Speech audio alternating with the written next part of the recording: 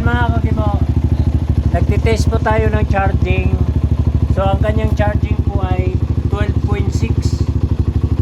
So ngayon, dapat pag naka-under na yan, papalo na yan ng mga 13. Tapos ngayon, pag nirep mo pa siya, papalo na po siya ng 13.5.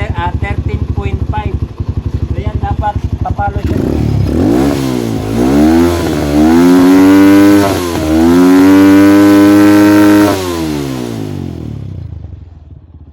mahina po ang kanyang charging, kaya hindi niya mapupuno ang battery. So pag gumamit po siya ng ilaw, lalo na sa gabi, mauubos po ang kanyang battery. Kaya pag nag-start siya, lubat na. So ngayon, pag hindi mo mapapalitan itong charging na ito, pag hindi mo ma-reach yung kanyang 13.5, so ang tendency po ay madalas po kayo magtutulak.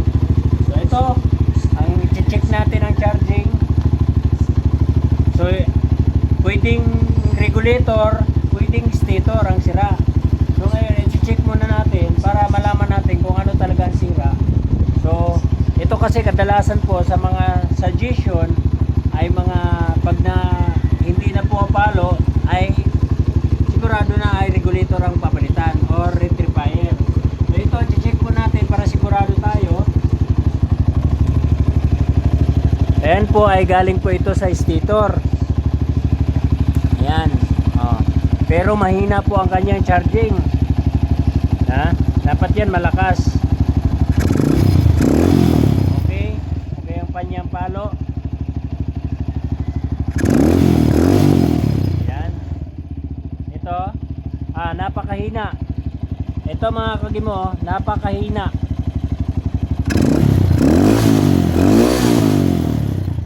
Mahina po ang polarity na galing po sa may stator. Kaya kahit anong control ng regulator, mahina pa rin yung ibabato niya dito sa may battery.